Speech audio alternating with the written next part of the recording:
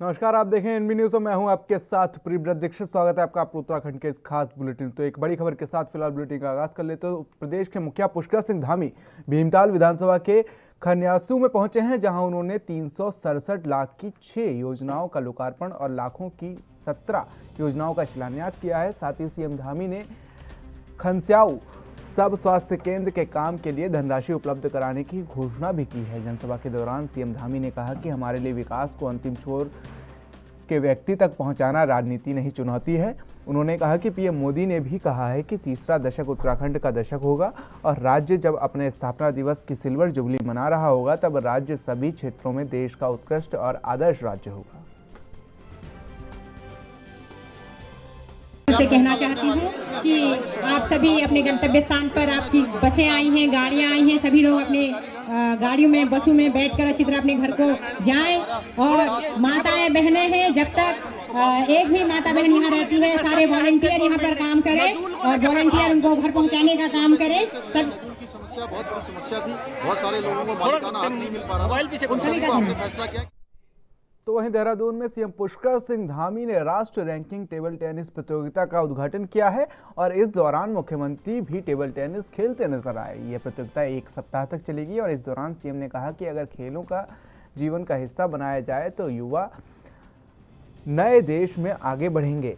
तो वहीं आपको बता दें कि सरकार युवाओं को खेलों के प्रति रुचि बढ़ाने के लिए कई प्रयास कर रही है। नए खेल नीति के द्वारा भी युवाओं को जागरूक किया जा रहा है। जगह जगह कंपटीशन आयोजन कराए जा रहे हैं ताकि युवा खेलों में रुचि ले। इसके लिए शारीरिक और मानसिक विकास भी होता है।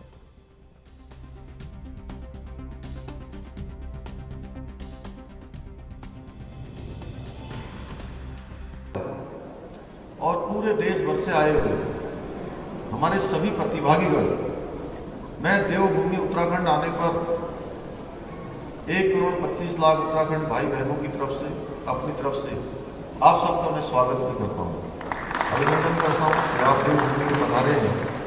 और निश्चित रूप से ये चैंपियनशिप आज से प्रारंभ होकर अगले 1 सप्ताह तक चलने वाली है और लगातार 1 सप्ताह तक इस चैंपियनशिप में आप सब लोग भाग लेंगे। निश्चित रूप से आप सबको यहाँ से अच्छे अनुभव प्राप्त होंगे, मैं ऐसी शुभकामनाएं देता हूँ। और खेलों के बारे में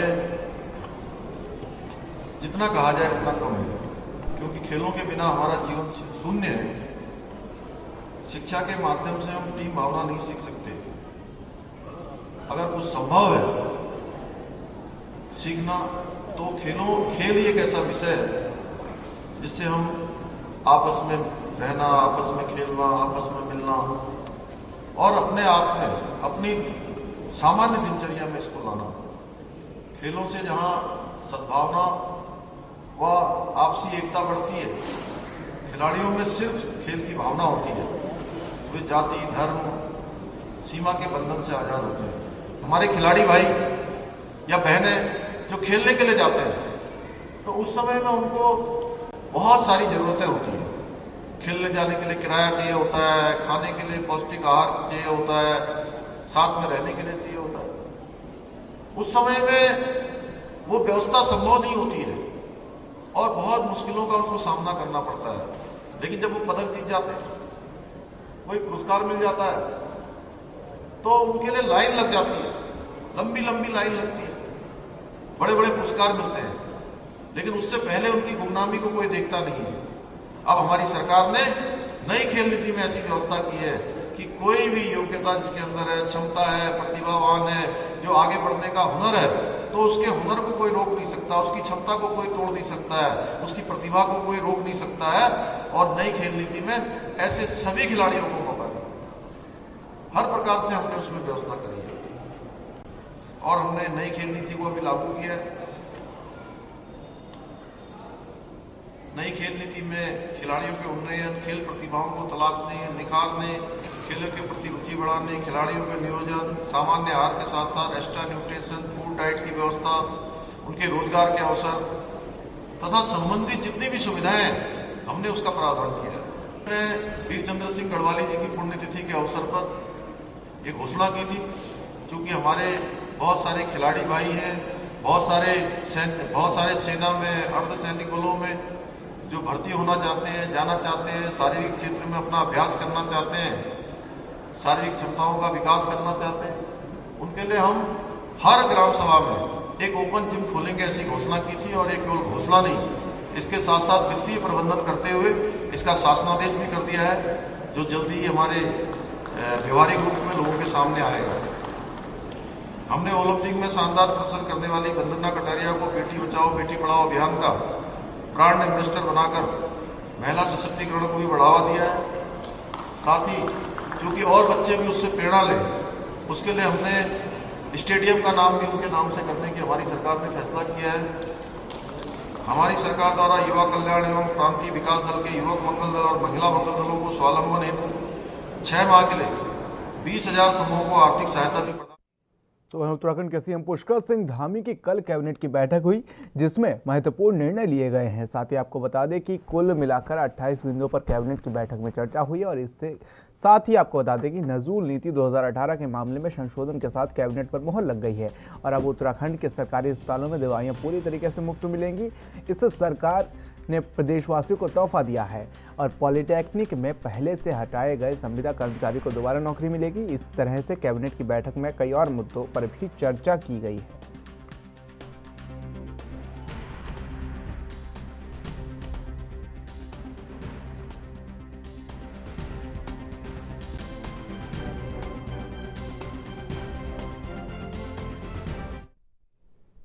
तो वहीं उत्तराखंड के पर्यावरण मंत्री डॉक्टर हरक सिंह रावत ने मध्य गढ़वाल गदेरे पर बना 1,82,66,000 रुपए की लागत से बना 30 मीटर लंबा पुल जनता को समर्पित किया है। वहीं इस मौके पर पर्यावरण मंत्री डॉक्टर हरक सिंह रावत ने कहा कि पुल के निर्माण से काफी लोगों को फायदा मिलेगा। हरक सिंह रावत ने कहा कि मुझे खुशी है कि मुझे पुल का शिलान्यास और लोकार्पण दोनों करने का मौका मिला है।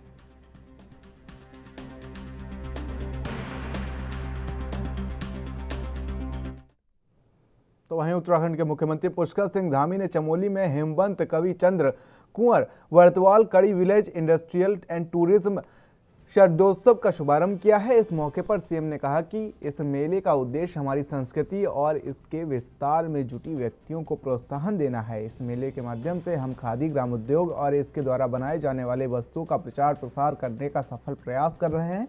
प्रदेश में ऐसा अनुकूल माहौल तैयार कर रहे हैं जिसमें हमारे कुटीर उद्योग अधिक से अधिक संख्या में पनपें और पहाड़ के सुंदर से सुदूर इलाके में भी रोजगार से अधिक पैदावार के अवसर पैदा हों। साथ ही मुख्यमंत्री ने कहा कि फैसले केवल कोरी घोषणाएं नहीं हैं, बल्कि इनको पूरी तेजी और गंभीरता के साथ अमल भी हो रहा है। हमारा लक्ष्य उत्तराखंड के रजत जयंती वर्ष तक प्रदेश के सर्वश्रेष्ठ राज्य बनाना है।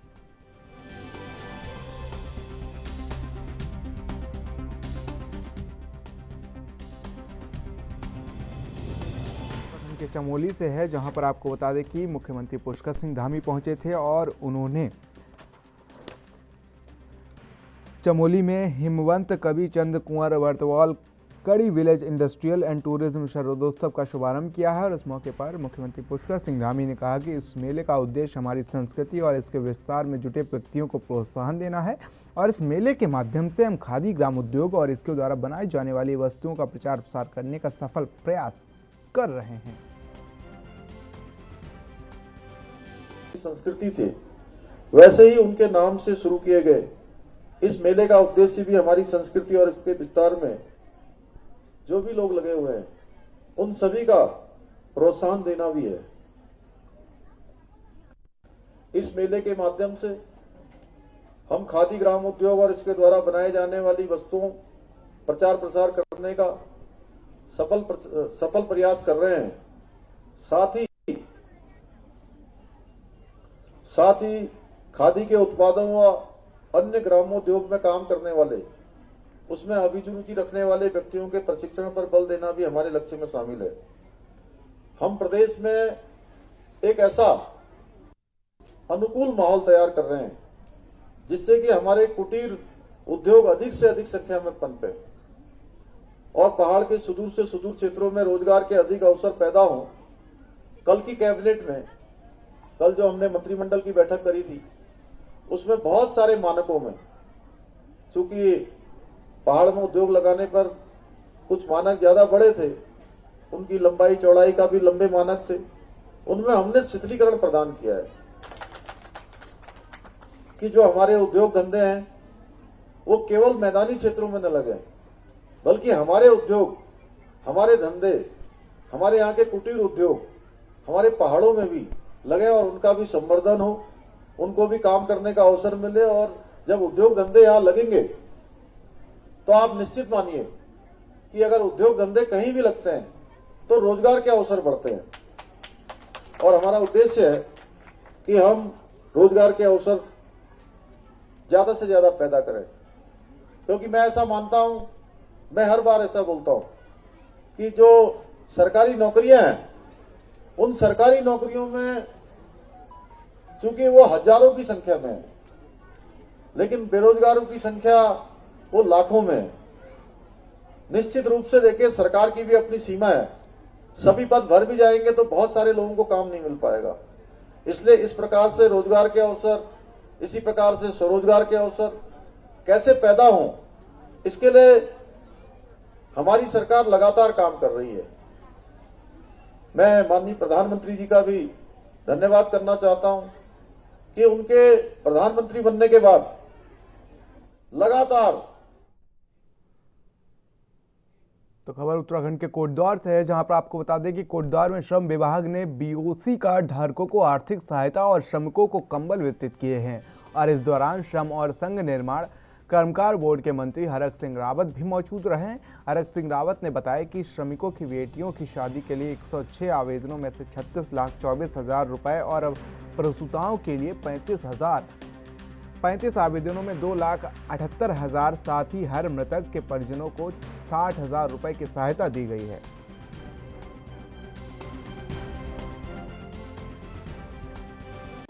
बच्चा होने पर, मजदूरों के बच्चे होने पर हमने 35 लोगों को आज सहायता दी है, जिसमें 2,78,000 रुपया सहायता दी गई है।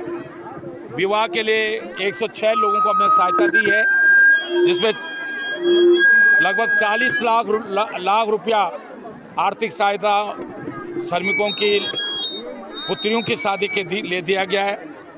इसी तरह 26 लोगों की मृत्यु पर उनके परिवार को 2,10,000 रुपये के हिसाब से लगभग 54,60,000 रुपये की सहायता दी गई है। तो आज लगभग 1 करोड़ के धनराशि के लगभग चेक आज मजदूरों को वितरण किए गए हैं। तो उत्तराखंड में विधानसभा चुनाव जैसे जैसे नजदीक आ रहा है, वैसे सारी पार्टियां अपनी चुनावी रणनीति और अपने शीर्ष नेतृत्व को उत्तराखंड की धरती पर उतार रही हैं।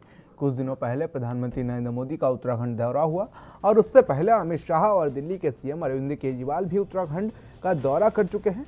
साथ ही अब 16 दिसंबर को राहुल गांधी का भी उत्तराखंड दौरा है। तो अब एक बार फिर आम आदमी पार्टी के संयोजक अरविंद केजरीवाल अपने काशीपुर दौरे पर आ रहे हैं।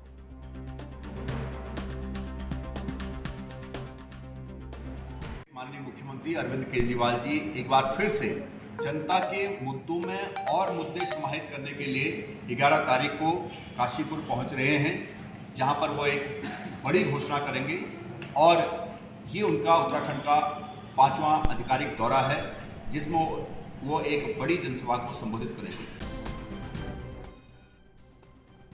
तो आपको बता दें कि उत्तराखंड में 2022 में विधानसभा चुनाव होने, जिसको लेकर लगातार सभी पार्टियां चुनावी तैयारियों में जुट गई हैं। उसी को लेकर आपको बता दें कि जो शीर्ष नेता है पार्टी का, उनका दौरों का जो दौर है वो लगातार जारी है। अभी 4 तारीख को उत्तराखंड में प्रधानमंत्री नरेंद्र मोदी की रैली हुई थी, तो वहीं अरविंद केजरीवाल भी लगातार उत्तराखंड में अपने राउंड लगाते रहते हैं। और उसी को लेकर एक बार फिर से उत्तराखंड में आम आदमी पार्टी की विशाल जनसभा का आयोजन होना है, जिसको लेकर दिल्ली के मुख्यमंत्री अरविंद केजरीवाल पहुंचेंगे उत्तराखंड। और इसी को लेकर तमाम तैयारियां जो हैं वो पूरी कर ली गई हैं और लगातार चुनाव को लेकर सियासी दल जो हैं वो सक्रिय नजर आ रहे हैं, क्योंकि जिस तरीके से आम आदमी पार्टी 2022 में विधानसभा चुनाव होने उसको लेकर लगातार सियासी जमीन तलाशती हुई नजर आती है और लगातार उत्तराखंड में सौगात जो घोषणाएं हैं उनकी झड़ी लगाती हुई नजर आ रही है। उन्होंने कहा कि उत्तराखंड में 300 यूनिट तक बिजली बिल फ्री देंगे, साथ ही पानी की समस्या जो है वो भी दूर कर दी जाएगी, साथ ही जो पहाड़ों की समस्या है वो भी लगातार दूर करने की बात आम आदमी पार्टी कह रही है। तो वहीं उन्होंने अपने सीएम फेस का जो चेहरा है वो कर्नल अजय कोठियाल को बनाया है।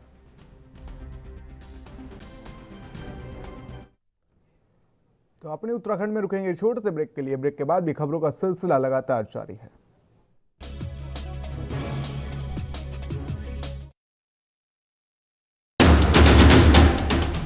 राष्ट्र धर्म रात 8 बजे सिर्फ ANB न्यूज पर। गीता जयंती के उपलक्ष्य में 2 दिसंबर से 19 दिसंबर तक कुरुक्षेत्र में आयोजित होने जा रहा है अंतरराष्ट्रीय गीता महोत्सव, जहां हुनरमंदों के लिए लगेगा शिल्प सरस मेला। अंतरराष्ट्रीय गीता सेमिनार में होगा गीता पर मंथन, साथ में होंगी शैक्षणिक प्रतियोगिताएं, भजन संध्या, वैश्विक गीता पाठ, सांस्कृतिक कार्यक्रम, गीता सद्भावना यात्रा, भव्य महाआरती और दीपदान जैसे अद्भुत आयोजन। इस अवसर पर आप गीता की जन्मस्थली ज्योतिसर, शक्तिपीठ मां भद्रकाली, स्थानेश्वर महादेव के दर्शन का लाभ भी ले सकते हैं। इस इंद्रधनुषी अंतरराष्ट्रीय गीता महोत्सव में हरियाणा सरकार कर रही है आपको सादर आमंत्रित। हरि का ठिकाना हरियाणा, गीता की धरती पर जरूर आना।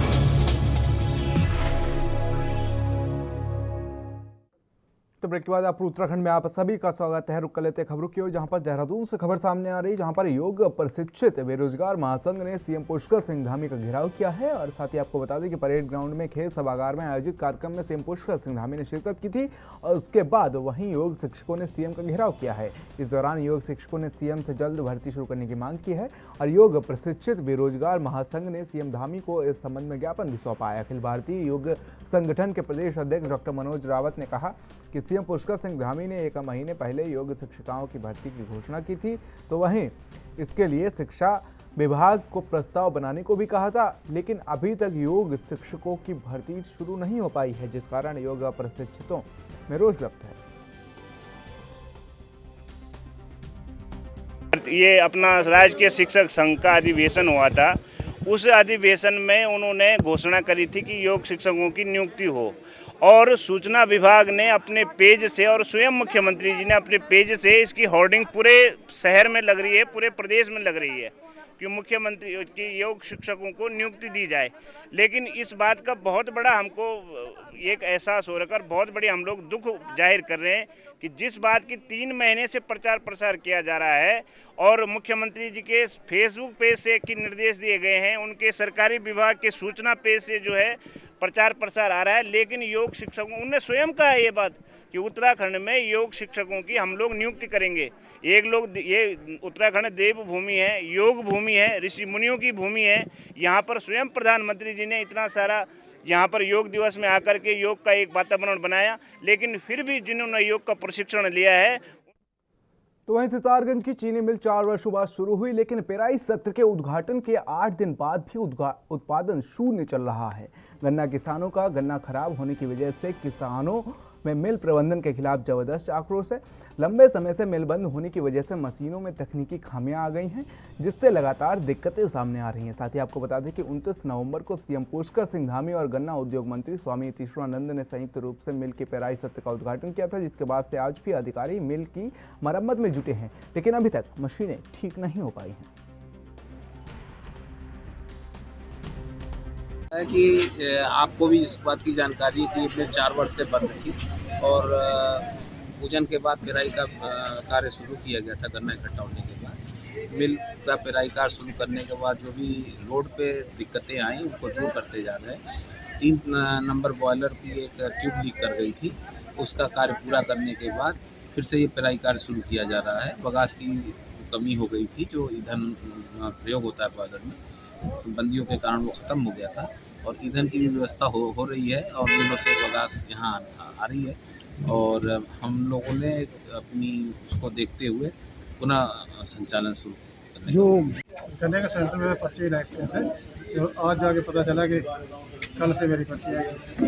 आज पता होगी और कई लोग 3-4 दिन से वहाँ खड़े दो दिन से, जैसे कि उस समय हमने गंदा सा डाल के चालू कर दी थी, मशीन चली नहीं। अच्छा, चली 2-3 दिन बाद है, कोई एक दिन 1-2 घंटे का, एक 2-4 घंटे तक। आंख मिचौली हुई है। 19 करोड़ रुपए का बजट जारी हुआ और उसका ट्रायल हुआ। ट्रायल होने के बाद उद्घाटन होता है और उद्घाटन के बाद मिल नहीं चलती। तो ये कहीं ना कहीं एक घोटाला है और इसमें जो तमाम अधिकारी हैं जिनका इतिहास हमने कहा कि वो पुराना अगर देखा जाए तो वो भी उनसे बचे नहीं हैं। तो एक पूरे बजट को कैसे ट्रायल करके गन्ना चालू करके कैसे पूरे को उसे लिपापोती हो रही है, मिल नहीं चल रही। आज किसानों ने गन्ना काट के अपने खेत में रखा है, पर्ची गई है। 4 दिन से गन्ना कटा पड़ा है, सूख रहा है और गन्ना कहाँ लेके जाए कहीं जवाब नहीं है जीएम साहब के पास।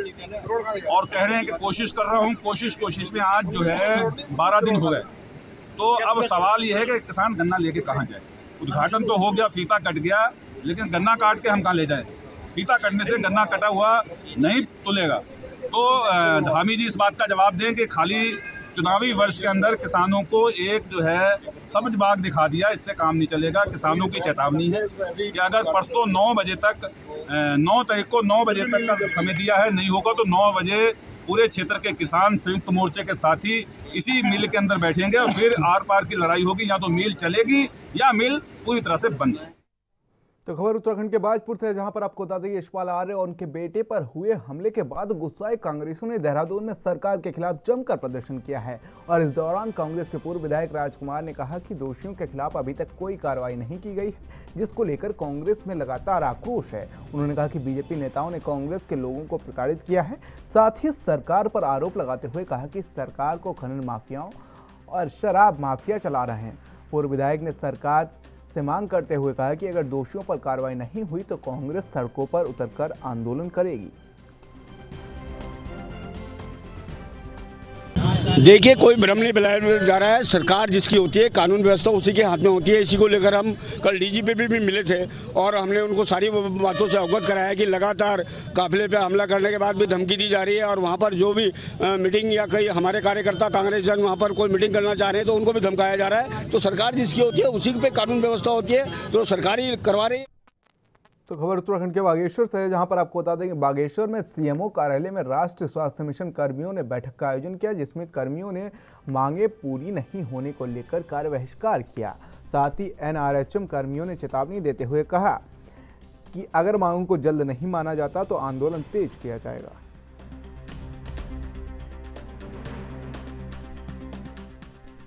हमारी अभी 2 सूत्रीय मांगों को लेकर यहाँ पे हमने हड़ताल करी है, जिसमें हमारी प्रथम मांग है कि जो भी स्वास्थ्य कर्मचारी हैं हमारे एनएचएम के, उनका जो वेतनमान है, जो ग्रेड पे है, वो हरियाणा की तर्ज पे किया जाए। और दूसरी मांग है कि जो भी आउटसोर्स से भर्तियां करी जा रही हैं उसे बंद करके उनको एनएचएम में ही समायोजित किया जाए। तो ये हमारी 2 चरणों में है। एक हमारी 7 से 9 तारीख तक हमने कार्य बहिष्कार किया है, जिसमें हमारी अभी जो इमरजेंसी आवश्यक सेवाएं हैं वो चल रही हैं। लेकिन अगर 2 दिन में सरकार द्वारा हमारी मांगें पूरी नहीं होती हैं तो फिर ये जो। तो खबर उत्तराखंड के हल्द्वानी से है, जहां पर आपको बता दें शहर में कॉस्मेटिक का नकली सामान बेचने वाले का पुलिस ने भंडाफोड़ कर दिया है। जानकारी के मुताबिक बनभूलपुरा में कॉस्मेटिक की 2 दुकानों में नकली सामान बेचा जा रहा था। तो वहीं आपको बता दें कि जिसकी शिकायत मिलने के बाद से पुलिस ने फाइनेंशियल टास्क फोर्स की टीम ने छापेमारी की, जिसके बाद पुलिस ने दुकान से भारी मात्रा में नकली सामान बरामद कर दुकान को सीज कर दिया है। फिलहाल पुलिस ने कॉपीराइट एक्ट के तहत कई धाराओं में मुकदमा दर्ज कर लिया है।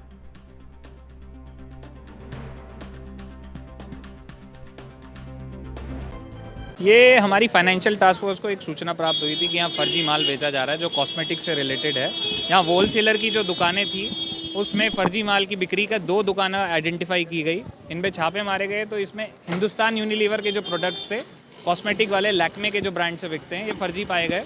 इस संबंध में बाकी जो अभी प्रोडक्ट्स हैं उनमें भी जांच की जा रही है। अभी ये दुकान को सील की कार्रवाई की जाएगी तथा कानूनी कार्रवाई की जाएगी।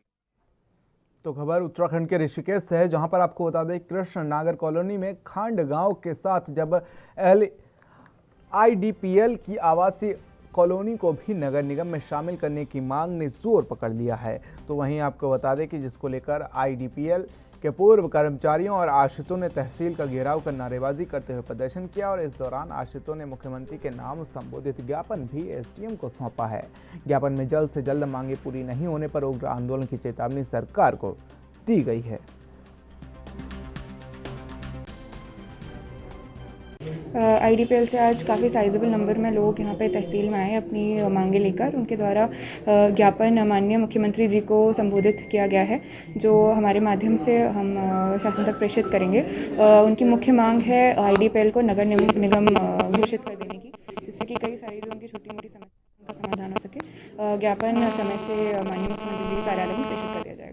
आज IDPL के लोग बड़ी संख्या में उप जिलाधिकारी महोदय ऋषिकेश के समक्ष एक ज्ञापन प्रेषित किया, जो उन्होंने माननीय मुख्यमंत्री पुष्कर सिंह धामी जी को प्रेषित किया है। और उसमें मुख्य मांगे ये थी कि हमको नगर निगम में शामिल किया जाए। क्यों नगर निगम में शामिल किया जाए? क्योंकि उनको ना वो नगर निगम में है ना ग्राम सभा में। आज वो अपने आप को ठगा सा महसूस कर रहे हैं। जहां एक और सरकार आवास योजना चलाकर आवास देने की बात करती है, वहीं सरकार के नुमाइंदे, सरकार के लोग जिनकी 2-2, 3-3, 4-4 इंजन की सरकार है, वो आज आवाज़ छीनने की कगार पे आ गए, उनके आवाज़ छीनने की कगार पर हैं। तो ये सब लोग एक मांग के साथ यहाँ पर आए हैं कि हमें जन्म मृत्यु प्रमाण पत्र का अधिकार हो, हमें नगर निगम में वोटिंग देने का अधिकार हो या ग्राम सभा में शामिल करने का, किसी न किसी जगह पर उनका एक अस्तित्व बनाया जाए, ताकि उनकी मूलभूत समस्याओं की तो आप उत्तराखंड में मेरे साथ इतना ही। देश और दुनिया के तमाम छोटी बड़ी खबरों के लिए बने रहिए NB न्यूज़ के साथ। नमस्कार।